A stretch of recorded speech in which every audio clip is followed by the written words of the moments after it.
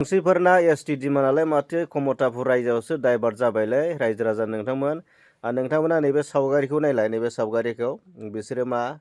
बेयाव मा लिरदों रेलपथ अबरध माने रेलवे ब्लकेट आरो बे जागोन माने अनिर्दिष्टकालीन माने जोबनाय गैयै जेब्लासिम माने सेन्ट्रेल सरकारा कमतापुर रायजोखौ माने फोसावा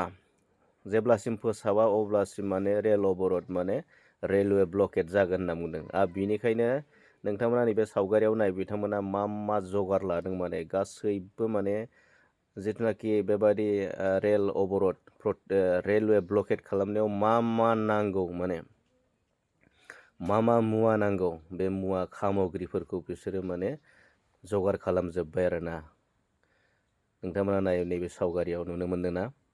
थालिर बिलाइबो नुनो मोन्दों आरो बायदि बायदि दोगसि दोगला माबा माबि बिराद गोबां मुवा बुस्थुफोर नुनो मोन्दों आरो बेनि अनगायै गोबां बुस्थु थानो हाबावगौ दा नैबे रेलवे ब्लकेटआ जिथु 16 डिसेम्बर 16 डिसेम्बराव जानो थांगासिनो दं आरो बियो जागोना जाया बियो जागोना जाया जामारगोना जामारा नाथाय बिथांमोना फोसावगासिनो दं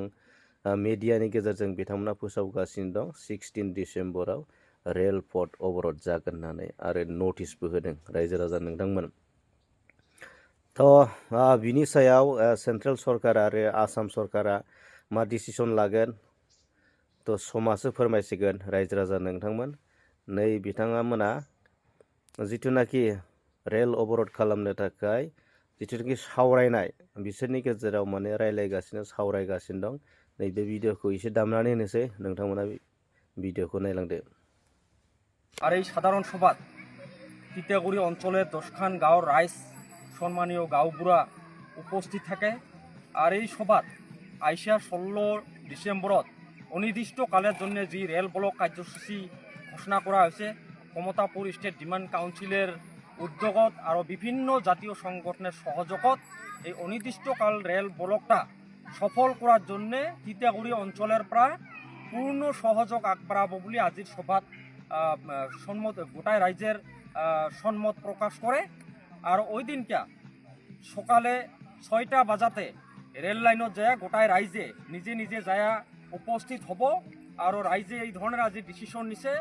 হয় মরিম নহয় কমতাপুর উদ্ধার করিম হয় মরিম নহয় জনজাতিকরণ উদ্ধার করিম হয় মরিম আর নহয় কেরলের লগত শান্তি চুক্তি করিম আর করিয়েহে রেল লাইনে থাকি উঠিম এই ধরনের আজি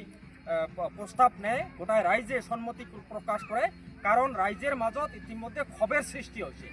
সরকারের যে গা এলা মন্তব্য গাঁও এরা বক্তব্য যে নেগলেন্সি এই নেগলেন্সির জন্য রাইজ অতিষ্ঠ হয়েছে ক্ষোভিত হয়েছে আর 16 তারিখে রাজ্যের ক্ষোভের বিস্ফোরণ ঘটিব খাটাং